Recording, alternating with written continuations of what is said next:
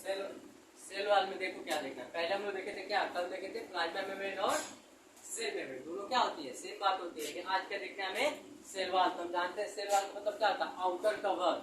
मतलब किसी भी ऑर्गेनेल का, किसी भी सेल का अगर आउटर कवर की बात की जाए तो क्या होगा, वो सेल होगा। नॉर्मली जानो तो किसी भी सेल का सबसे आउटर पार्ट जो होगा, जो कवर किया होगा, उसका एक शेप दे रहा होगा, जो सेल टू सेल इंटरेक्शन करा रहा होगा, मतलब एक सेल से दूसरे सेल में क्या करा रहा होगा, टच, अट्रैक्शन, कनेक्शन, ये जो चीजें करा रहे हो कौन करा रहा होगा, सेल वाल ही करा रहा होगा। देखो क्या बोला, कह रहे हैं कि it is the non living rigid structure found outer to the plasma membrane and function as plant. देखो वही बात बोल रहा है, कह रहा है कि ये जो सेल वाल की बात हो रही है, ये किसी एनिमल में देखने के लिए नहीं मिलेगा। ओनली किस में देखने को मिलेगा, प्लांट में ही देखने के लिए मिलेगा। देखो सीधा लिखा है वहां पे, क्या लिखा है, फंजाई एंड प्लांट। दो ही जगह की बात किया है लेकिन एनिमल की बात नहीं किया। तो फंजाई देखो, फंजाई सॉरी यहाँ पे देखो, फंजाई और प्लांट देखने के लिए कहाँ मिलेगा, या तो फंजाई में, तो फंगस में, या तो प्लांट में। लेकिन कह रहे हैं कि जो सेलवाल होता है, सेलवाल आखिर पाया कहा जाता है। पहला क्वेश्चन तो यही है। तो कह रहा है कि सेलवाल पाया कहा जाता है, तो कह रहा है कि सेलवाल वहां पाया जाता है जहां पे प्लाज्मा मेम्ब्रेन प्रेजेंट था, और प्लाज्मा मेम्ब्रेन के जस्ट ऊपर वाला जो पार्ट था वो क्या था, सेलवाल था। लेकिन देखने के लिए कहाँ मिलेगा, तो देखने के लिए केवल प्लांट सेल और फंजाई में मिलेगा, मतलब फंगस में मिलेगा। उसके अलावा कहीं और देखने के लिए नहीं मिल रहा है। तो नॉर्मल ये याद रखिएगा, कैसा होता है, नॉन लिविंग होता है। मतलब वो लिविंग में, जाहिर सी बात है, अगर लिविंग होता तो रिजिड कैसे होता, लिविंग होता है तो रिजिड होने का तो कोई चांस ही नहीं है। रिजिड मतलब क्या, मजबूत, अपने आप में मजबूत होता है, सेल को बस्ट नहीं होने देता, मतलब सेल को रैप्चर नहीं होने देता। समझ में आ रहा है क्या बोल रहा हूँ। जैसे एक सेल है, अगर मान लो गुब्बारा है, गुब्बारा में हवा भर रहे हो तो गुब्बारा तब तक नहीं फाटता है जब तक उसका लास्ट जो सीमा होता है, जितना उसको मतलब फैलने की एरिया होती है, तो उसकी जितनी अंदर की सरफेस एरिया होता है, जब तक वहां तक मतलब क्या होता है, मैक्सिमम एक जगह होता है कि यहाँ तक ये फैलेगा। उसके बाद से क्या होता है, उसमें स्ट्रेच आने स्टार्ट हो जाते हैं। स्ट्रेच के बाद से वो क्या होता है, बस्ट हो जाता है। वैसे ही सेम कह रहा है कि जो सेल वाल होता है वो भी क्या है, प्लाज्मा मेम्ब्रेन के ऊपर वाला पार्ट होता है, मतलब आउटर मोस्ट पार्ट होता है, जो क्या करता है, सेल को कवर करके रखता है। सेल को कवर करके रखता है, और कैसा होता है, ये रिजिड होता है और नॉन लिविंग होता है। ये लिविंग नहीं होता है। पाया कहा जाता है तो फंजाई में और प्लांटी में। इतना याद रहेगा। अगला देखो क्या बोल रहा है, कह रहा है कि cell wall of the algae is made up, आप देख लेना, खेल देखो कैसे खेल रहा है। एक फंजाई का भी नाम ले लिया, प्लांट का भी ले लिया, और किसका नाम ले लिया, एल्गी का, यानी तीनों जगह पाया जाएगा। एल्गी भी क्या है बताओ, प्लांट में ही तो पढ़ते हैं, प्लांट से पहले थोड़ा सा एल्गी को पढ़ते हैं, मतलब प्लांट में ही पढ़ते हो लेकिन प्लांट से पहले थोड़ा पढ़ते हैं। जब हमने प्लांट किंगडम स्टार्ट किया तो पहले क्या था, पहले एल्गी था ना, एल्गी के बाद से प्लांट आया था। तो वही बात बोला है कि जब हम जानते हैं कि प्लांट में है तो प्लांट से पहला पार्ट क्या है, एल्गी है, तो एल्गी में भी क्या होगा, एल्गी में भी सेल वॉल पाया जाता होगा। तो अब देख लेना, तीन चीज का नाम आ गया, सेल वॉल कहाँ कहाँ पाया जाएगा और किन में पाया जाएगा। पहला प्लांट सेल, दूसरा फंजाई, तीसरा एल्गी। तीन नाम याद रखिएगा, जितना नाम देता जाएगा आप बस याद करते जाइएगा कि सेल वॉल यही पड़ जाए। सिंपल भाषा में समझो तो एनिमल में नहीं पाया जाएगा, बाकी सब में मिल सकता है। बाकी सब में क्या, मुंडा में होता है सेल वॉल, होता ही है। अरे ग्लाइकोक्लेक्स वाला पढ़े थे कि नहीं हम लोग, उसमें भी तो होता है। तो जब मोना में हो ही गया, प्रोसिस्टा में हो ही गया, और प्लांटी में हो ही गया, बचा क्या, एनिमिलिया। एनिमिलिया को छोड़ दो, बाकी सब में है ना। तो फिर सोचने की क्या बात है, एनिमिलिया को हटा दो, बाकी सब में क्या है, सेल वॉल प्रेजेंट है। याद करने का सबसे सिंपल तरीका, एनिमल को हटा दो तो सब में सेल वॉल क्या हो जाएगा, प्रेजेंट हो जाएगा। तो देखो क्या बोल रहा है, कह रहा है कि cell wall of the algae is made up of the, अब कह रहा है कि जो एल्गी है, एल्गी का सेल वॉल किन चीजों से मिल के बना होता है या कैसे बना होता है। तो देखो मेड अप ऑफ किससे, सेलुलोज से, ग्लाइकेन से, और मैनेन और मिनरल लाइक CaCO3, मतलब क्या बोलते हैं इसको, कैल्शियम कार्बोनेट। इतना केमिस्ट्री आता है ना कि नाम याद रहे। तो याद रखिएगा, जो एल्गी होती है, एल्गी का जो सेल वॉल होता है किन किन चीजों से मिलके बना होता है। तो किन किन चीजों से मिलकर बना होता है, सेलुलोज से और ग्लाइकेन से, और तीसरा मैनेन से, और चौथा CaCO3, बताओ कैल्शियम कार्बोनेट। याद रखिएगा, भूलिएगा नहीं, नीट में क्वेश्चन पूछा जा चुका है, पहले ही बता दे रहा हूं। नीट में क्वेश्चन यहाँ से आ गया है कि एल्गी का सेल वॉल किससे बना हुआ है। तो एल्गी का सेल वॉल किससे बना हुआ है? सेलुलोज से, और बताओ गैलेक्टेन से, और मैग्नेन से, और मिनरल लाइक CO3 से। समझ में आया? यहाँ तक याद रखिएगा, नीट में क्वेश्चन पूछा गया है। अगर आपको ना समझ आता ऐसे किया जाता है, देखो ऐसा खींच के और यहाँ पे लिख लिया जाता है IMP। मन करे तो ऐसे लिख लो। नीट लिखने का मतलब हो जाएगा कि ये प्रीवियस ईयर में क्वेश्चन पूछा गया इस लाइन से। समझ में आ रहा है? अब अगला क्वेश्चन देखो क्या बोला, कह रहा है कि in other plant it consist of the cellulose, hemicellulose, pectin and protein. मतलब कह रहे हैं कि अगर हम अदर प्लांट की बात करें तो उनका जो सेल वॉल होता है वो किन चीजों से मतलब किस चीज से मिलकर बना होता है, कैसे मेडअप होता है। तो देखो एल्गी का देखो क्या था, एल्गी का था कि सेलुलोज था, ग्लाइकेन था और मैग्नेन था, और क्या था CO3 था इसके सेल वॉल मेडअप में। लेकिन वही कह रहा है कि अगर हम अदर प्लांट की बात करें, अगर प्लांट की बात कर ले तो प्लांट का जो सेल वॉल होता है वो किन चीजों से मिलकर बना होता है। तो किन किन चीजों से बनकर, सेलुलोज से, हेमिसेलुलोज से, पैक्टिन से और प्रोटीन से। याद रखिएगा, एल्गी का सेल वॉल किससे बना हुआ है बताओ? सेलुलोज, गैलेक्टेन और मैग्नेन और मिनरल लाइक CaCO3 से। लेकिन अगर वही बात पूछ लिया जाए कि प्लांट का सेल वॉल किससे बना है, सेलुलोज, हेमिसेलुलोज और पैक्टिन और प्रोटीन से। याद रहेगा, ये भी क्वेश्चन नीट में पूछा जा चुका है। तो समझ लीजिएगा, जो इंपॉर्टेंट लाइन है मैं सारे आपके नोट्स में डलवा रहा हूं। मैं चाहता तो बोल के निकल जाता, लेकिन यहाँ लिखवाने का मकसद यही है ताकि आप ये जान पाए कि नीट में यही लाइन बोली गई थी, ऐसी लाइन से क्वेश्चन पूछा गया था। नहीं तो अदर टीचर की तरह मैं भी चाहता तो बोल के निकल जाता, प्लांट में सेल वॉल किसका बना है, सेलुलोज का बना है, हेमिसेलुलोज का बना है, और किसका, पैक्टिन का और प्रोटीन का बना, कह के निकल लेता। लेकिन ये लाइन लिखाने का मतलब क्या, एनसीईआरटी की ही लाइन है। लेकिन लिखाने का मकसद है कि आपके नोट्स में जब रहेगा तो आप जब भी रिवाइज करेंगे और इसके आगे ऐसा लिख लिया करिए। अगर नीट में पूछा गया क्वेश्चन तो देखो पढ़ने का आसान तरीका यही होता है, ऐसे केवल नीट लिख लोगे ना तो सामने दिखता रहेगा कि अच्छा ये क्वेश्चन पूछा जा चुका है, तो थोड़ा जल्दी दिमाग काम करता है उन चीजों।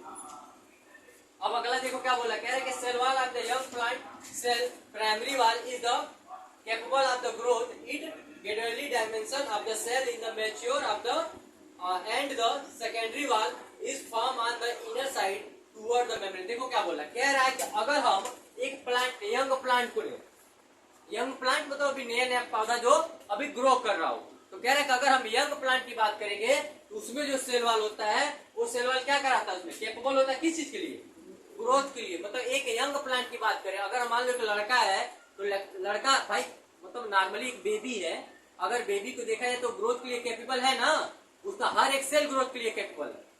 कब तक कैपेबल है, एक सर्टेन स्टेज, जब तक वो ग्रो कर सकता है। अब प्लांट में हमने पढ़ा है कि प्लांट तो पूरी लाइफ करता है, तो यहाँ भी कह रहे हैं कि अगर हम एक यंग प्लांट को ले, मतलब एक नया प्लांट को ले, तो उसमें जो सेल वॉल होता है किस चीज के लिए कैपेबल होता है, ग्रोथ के लिए कैपेबल होता है। कह रहा है कि it is gradually dimension of the, देखो cell mature of the secondary wall, मतलब कह रहा है कि जब तक वो मैच्योर ना हो जाए, मैच्योर हो जाएगा तो किसमें कन्वर्ट हो जाएगा, सेकेंडरी वॉल में कन्वर्ट। पढ़ा है ना प्राइमरी वॉल सेकेंडरी वॉल, पढ़ के आया प्लांट में।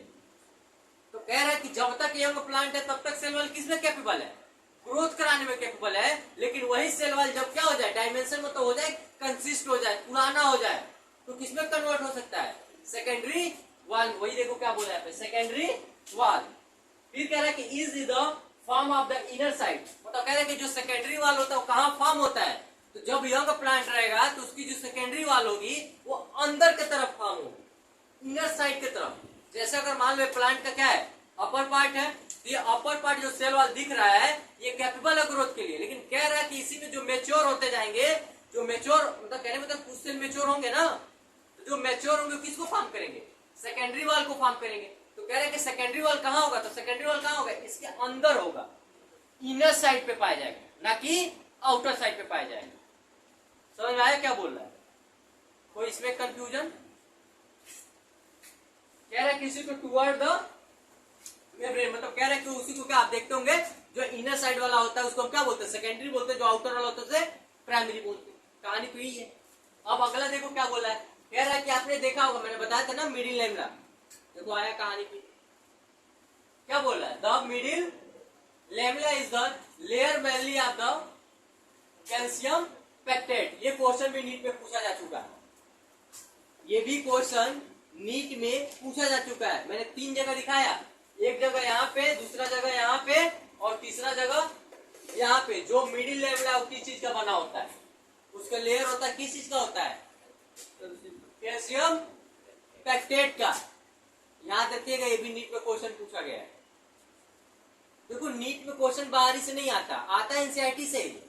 लेकिन जैसा होता है ना, कुछ टीचर हवा बनाते, मतलब एक तरह का होता है अफवाह फैला देना कि सबके बस की बात नहीं है। अरे यार आजकल आप खुद ही देख रहे हो कि बच्चे 360 में 360 ला रहे हैं बायो में। अगर आउटर चीज पूछता, अगर मतलब मान लो कि एक एग्जाम होता है, आपने सुना होगा यूपीएससी का, सुने हो, यूपीएससी बोला जाता है कि उसका जो सिलेबस है समुद्र है। समुद्र का मतलब जैसे आप समुद्र की गहराई नहीं नाप सकते हो, समुद्र का एरिया नहीं नाप सकते हो, उसी हिसाब से उसका सिलेबस है। तो उसका सिलेबस भी आप नहीं बता सकते हो क्या है और क्या पूछेगा। तो एक चीज बताओ कि नीट में हम देख रहे हैं कि 720 पे 720 बच्चे मार रहे हैं, जिसपे बायो में तो 360 में 360 ऐसे नॉर्मली लड़के मार के जा रहे हैं। तो मारने के पीछे का रीजन क्या है, तो उसका जो सिलेबस है वो कन्फाइंड है, मतलब इतना ही में से आएगा, इससे बाहर नहीं आएगा, हम इसी बुक को यूज करेंगे, तभी तो आप मार पा रहे हो।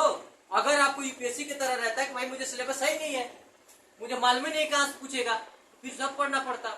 अब किसी का माई का लाल नहीं पैदा हुआ कि जो मार दे 720 में 720 विदाउट सिलेबस बटा के। भाई आईएएस का भी तो एग्जाम होता है, उसका भी तो कोई ना कोई सिलेबस है, लेकिन उसमें कन्फाइंड नहीं है, मतलब इतना ही में से पूछेगा। तो कन्फाइंड नहीं, तो आज तक का रिकॉर्ड रहा कि कोई भी आईएएस में पूरा नंबर नहीं मारा।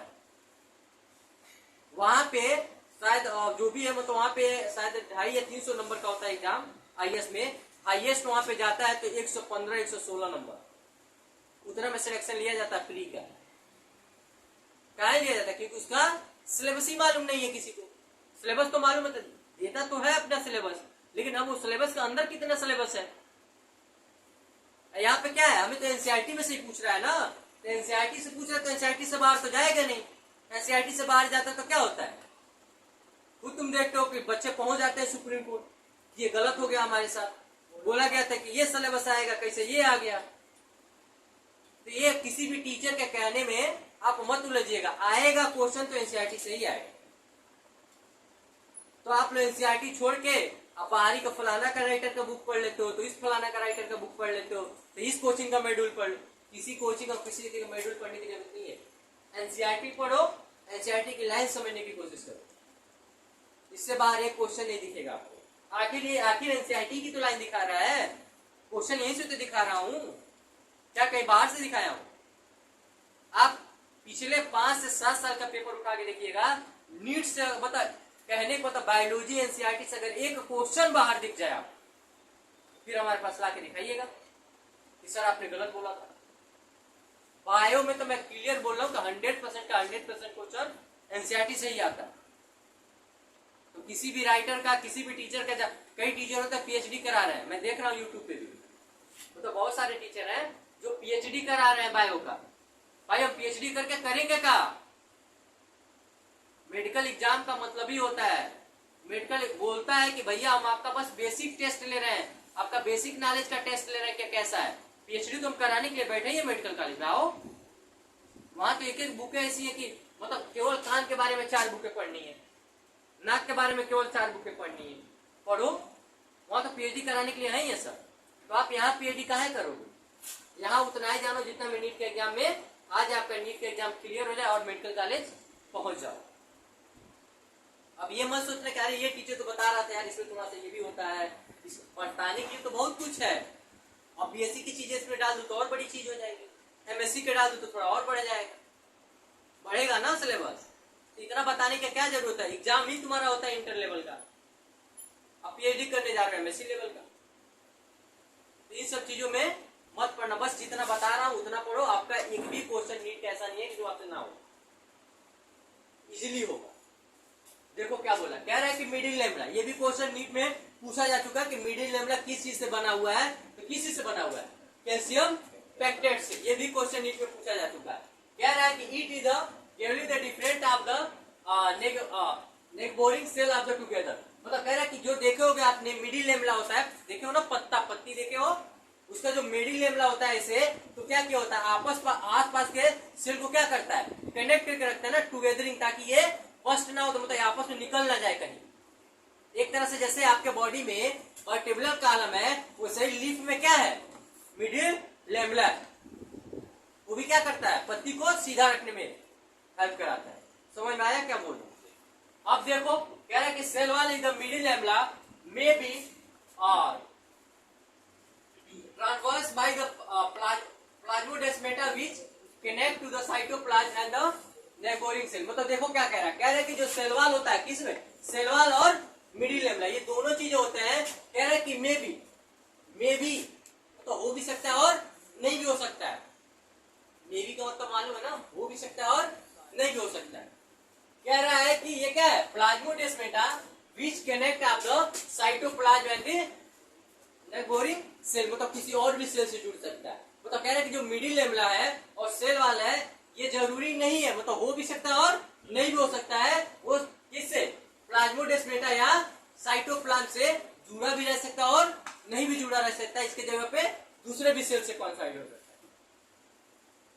समझ में आ रहा है क्या बोल रहा हूँ? बोल यही रहा हूँ कि जो मिडिल लेमड़ा है और सेल वॉल है, दोनों चीज में बात तो है, क्योंकि दोनों सेल को ही जोड़ के रख रहे हैं। तो हमने यही पढ़ा ना कि प्लाज्मा मेम्ब्रेन से जुड़ा होता है सेल वॉल। तो सेल वॉल कह रहा है कि यहाँ पे क्या हो सकता है, मे बी जुड़ा भी हो सकता है और नहीं भी जुड़ा हो सकता है। किससे, प्लाज्मोडेस्माटा से और साइटोप्लाज्म से। उसके जगह पे कुछ और भी हो सकता है, क्या, नेबोरिंग सेल में तो कोई और भी सेल जुड़ सकता है। ये जरूरी नहीं कि वो होंगे, तो हो भी सकता है और नहीं भी हो सकता है। अगला देखो कह रहा है कि function of cell wall. Cell wall का फंक्शन क्या है, सेल में आखिर हेल्प क्या कराता है। तो पहला ही क्या कह रहा है, क्या करता है, गिव द सेल, मतलब शेप देता है। मतलब कहने पता एक सेल है, सेल का जो शेप होगा, क्यूबाइडल होगा कि इलॉन्गेटेड होगा कि सर्कुलर होगा, क्या होगा, उस जो शेप प्रदान करता है कौन करता है, सेल वॉल करता है। फिर कह रहा है कि देखो protect of the form of the mechanical damage and infection. मतलब कह रहे हैं कि जो प्लांट में या प्लांट के सेल पे जो सेल वॉल पाया जाता है, वो किन चीजों से प्रोटेक्ट करता है। तो प्रोटेक्ट किससे करता है, उसमें कोई इन्फेक्शन ना हो जाए और उसमें कोई मैकेनिकल डैमेज ना आ जाए। मैकेनिकल डैमेज इन्फेक्शन से कैसे बचाता है, क्योंकि इसका जो सेल वॉल है कैसा है, रिजिड है और नॉन लिविंग है। अरे रिजिड है ना, मजबूत है और नॉन लिविंग है, इसीलिए तो इन्फेक्शन से भी बचा पा रहा है। और मैकेनिकल डैमेज मतलब जो इंसान से, गाय भैंस से, जानवर से कोई पेड़ में रगड़ देते हैं, कुछ भी आपने देखा होगा ना, तो डैमेज ना हो जाए, खराब ना हो जाए, उसको बचाने के लिए कौन लगा होता है, सेल वॉल लगा होता है। समझ में आया? अब अगला देखो कह रहा है कि help of the cell to cell interaction. ये भी बात मैं बताया कि सेल वॉल, एक सेल वॉल दूसरे सेल वॉल से अटैच होता है। ये अटैच होने के साथ साथ क्या करता है, सेल से इंटरेक्शन कराता है। मान लो अगर मेरे पास दो सेल है, ठीक है, अब दो सेल है तो हमारे पास जानते हैं कि इसके ऊपर क्या होंगे, सेल वॉल होंगे। तो ये भी, इसके पास भी तो सेल वॉल होगा। ये क्या हुआ, सेल टू सेल इंटरेक्शन हुआ कि नहीं हुआ। वही कह रहा है कि सेल वॉल क्या कराता है, सेल टू सेल इंटरेक्शन भी कराता है। अब देखो क्या कह रहा है, कह रहा है कि it is act of the barrier to the undigestible क्या है, मैक्रो मॉलिक्यूल। मतलब कह रहे हैं कि जो मैक्रो और माइक्रो दो मॉलिक्यूल होते हैं। मैक्रो मतलब होता है क्या होता है, बड़ा, माइक्रो मतलब छोटा। तो ये कह रहा है किसका बात कर रहा है, मैक्रो मतलब बड़ा। कुछ ऐसे बड़े मॉलिक्यूल्स होते हैं जिसको अंदर जाने से क्या करता है, रोकता है, प्रिवेंट कर देता है। समझ में आया? अगला अपना आता है Indo membrane system. Indo membrane system क्या होता है, हमने अभी देखा था, पहले भी, कल भी पढ़ा था इसमें। इंडो मेम्ब्रेन सिस्टम में क्या क्या आते हैं, तो सारे ऑर्गेनेल आते हैं। ऑर्गेनेल में भी कौन कौन आएंगे, इंडो प्लाज्मिक रेटिकुलम, मतलब ईआर आएगा। ईआर में भी कौन आएगा, एसईआर आएगा और आरईआर आएगा। उसके बाद से कह रहे हैं कि गोल्गी कॉम्प्लेक्स भी आते हैं। किसमें आते हैं, इंडो मेम्ब्रेन सिस्टम में भी आते हैं। और वैक्यूल भी इंडो मेम्ब्रेन सिस्टम में ही आता है। और लाइसोसोम भी इंडो मेम्ब्रेन सिस्टम में ही आता है। यहाँ पे कह रहे हैं कि it is the group of the membranes organelle having the coordinate and the function. मतलब कह रहे हैं कि ये सारे लोग जो इंडो मेम्ब्रेन सिस्टम होते हैं वो सारे लोग उसमें सारे ऑर्गेनेल होते हैं, सारे ऑर्गेनेल मिलके क्या करते हैं, एक स्पेशल फंक्शन को शो करा रहे होते हैं, मतलब कोई एक फंक्शन दिखा रहे होते हैं। उसमें आते कौन कौन है तो देख लो कौन कौन आते हैं। इंडोप्लाज्मिक रेटिकुलम मतलब ईआर आता है, गोल्गी कॉम्प्लेक्स आता है और वैक्यूल आता है और लाइसोसोम आता है। तो अब हम देखेंगे इसमें इंडोप्लाज्मिक रेटिकुलम क्या होता है।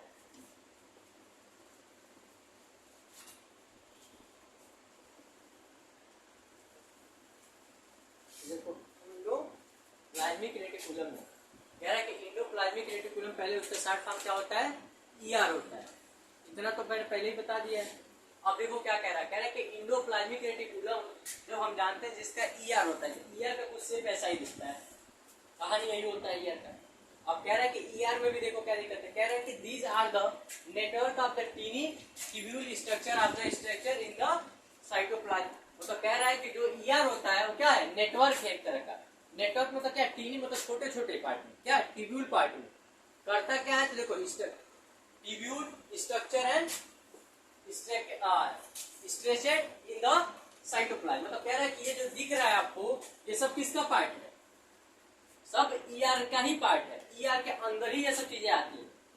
अब कह रहा है कि ये कैसा है, तो ये नेटवर्क जैसा होता है और कैसा होता है, टीनी मतलब छोटा होता है, स्ट्रक्चर ऑफ स्ट्रेचेड मतलब क्या होता है, बिखरा हुआ होता है, तब फैला हुआ होता है। और कह रहा है इन द साइटोप्लाज्म, कहाँ होता है ये, तो साइटोप्लाज्म में होता है। अब देखो क्या बोला कि ER the divide the intercellular space into two, बताओ, कंपार्टमेंट। मतलब कह रहा है कि जो हमारा ईआर होता है वो इंटरसेलुलर स्पेस के व्याप पे दो भाग में बांटा गया है। पहला आता है लुमिनल जो इनर साइड में होता है और दूसरा आता है एक्स्ट्रा ल्यूमिनल जो साइटोप्लाज्म में होता है। तो देखिएगा ईआर को दो भाग में, किसके बिहाफ पे, इंटरसेलुलर स्पेस के बिहाफ पे, याद रखिएगा ये वाला इंटरसेलुलर स्पेस के बिहाफ पे दो भाग में बांटा गया है।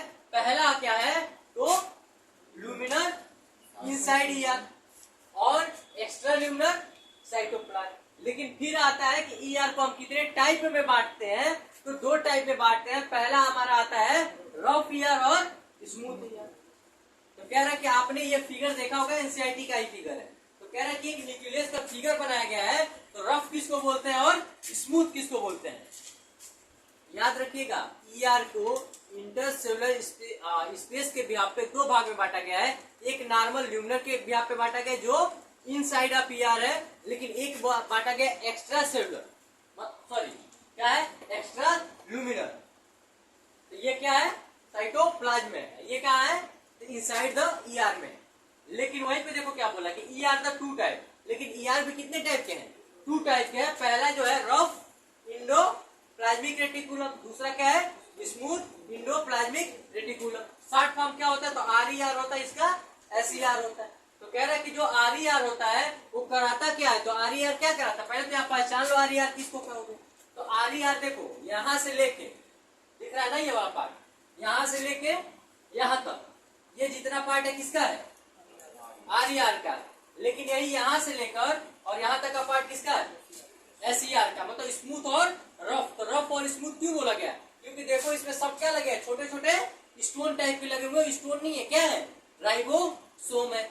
और राइबोसोम जहां होगा क्या होगा, पहले पढ़ के आए थे ना, राइबोसोम जहां प्रेजेंट होगा वहां क्या बनेगा, प्रोटीन बनेगा। अरे पढ़ के आए हो ना पिछला लेक्चर, अरे मैंने पढ़ाया था, बताया भी था कि जहां राइबोसोम प्रेजेंट होगा वहां क्या बनेंगे, प्रोटीन का सिंथेसिस होगा। तो अब देखो कि जब ये छोटे छोटे जो आपको स्टोन लाइक स्ट्रक्चर दिख रहे हैं किस पे, आरईआर पे, ये क्या है, राइबोसोम है। तो जब राइबोसोम इस साइड पे प्रेजेंट है तो क्या करा रहे होंगे, प्रोटीन का सिंथेसिस करा रहे होंगे। अब यहाँ पे मैंने बताया था जहाँ पे राइबोसोम ना प्रेजेंट हो वहां पे क्या बोलोगे, जब यहाँ पे राइबोसोम नहीं प्रेजेंट है उसको हम क्या बोल रहे हैं, एसईआर, मतलब स्मूथ इंडोप्लाज्मिक रेटिकुलम। तो हम जानते हैं कि यहाँ पे राइबोसोम क्या है, एब्सेंट है, और यहाँ पे क्या है, प्रेजेंट है। अब देखो यहाँ पे कह रहा है कि ये क्या कराता है, देखो प्रोटीन सिंथेसिस एंड सेक्रेशन, दोनों चीज कराता है। कराने के पीछे का पर्पस क्या है, अब देख लो, पहले तो देख लो पीछे का पर्पस क्या है। यहाँ पे क्या प्रेजेंट है, राइबोसोम प्रेजेंट है, किसके सरफेस पे, आर के सरफेस पे, और आर यार पाया कहां जाता है तो न्यूक्लियस के सरफेस पे। अरे ये न्यूक्लियस है, ये न्यूक्लियस है, न्यूक्लियस का सरफेस भी तो है, और ये जो छोटा सा पार्ट दिख रहा है इसको क्या बोलते हैं, न्यूक्लियोपोर बोलते हैं।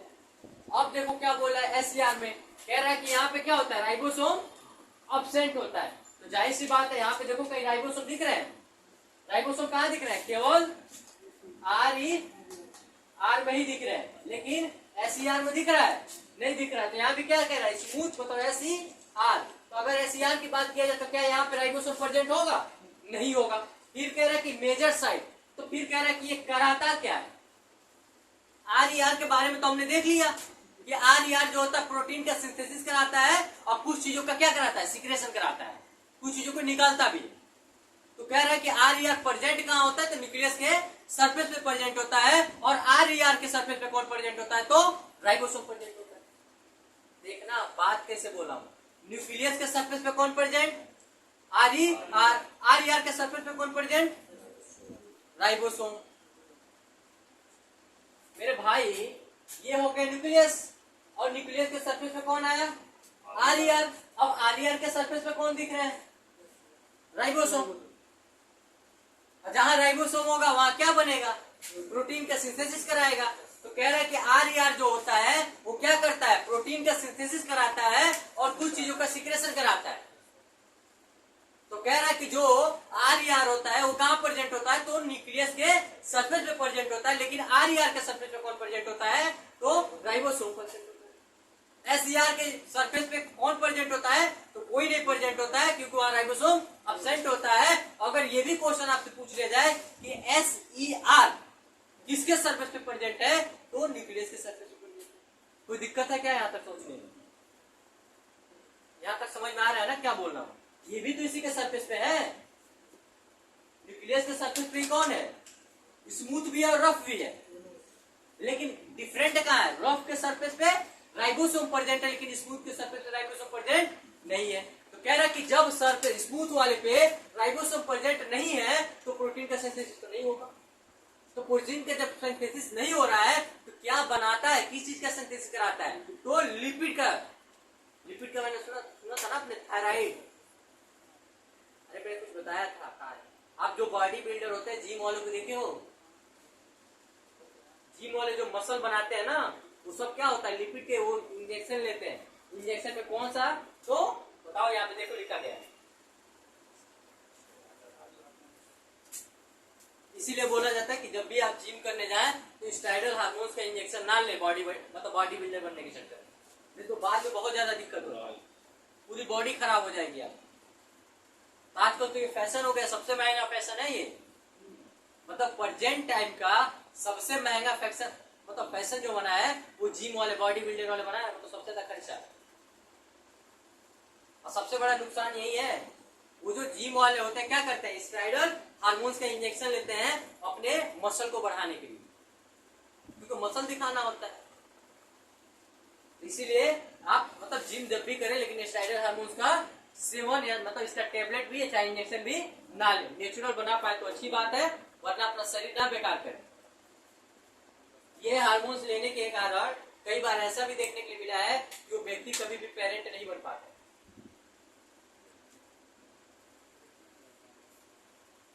तो याद रखिएगा, जो एससीआर होता है वहां पे राइबोसोम अब्सेंट होता है, और मेजर साइट मतलब कौन सा यहाँ पे क्या बनता है, सबसे ज्यादा जो सिंथेसिस कराता है किसका, लिपिड का। तो आर किसका कराता है, प्रोटीन का, और कुछ चीज का सिक्रेशन करा रहा होता है। लेकिन एससीआर किसका सिक्रेशन कराता है, तो सिक्रेशन थोड़ी सिंथेसिस कराता है, मतलब बनाता है। तो क्या बनाता है, यहाँ पे लिपिड बनाता है। तो कह रहा है कि इन एनिमल, अगर एनिमल के सेल में देखा जाए तो एनिमल में क्या पाया जाता है, लिपिड की जगह पे स्टेरॉयड हार्मोन प्रेजेंट होता है। कह रहा है कि are the size of SCR, मतलब जो एनिमल में एससीआर पाया जाता है वहां पे क्या सिक्रेशन, मतलब क्या सिंथेसिस हो रहा होता है, तो वहां पे क्या होता है, स्टेरॉयड हार्मोन्स का सिक्रेशन हो रहा है। कोई दिक्कत है इतने टॉपिक में। अब अगला हम टॉपिक देखेंगे गोल्गी ऑपरेटर।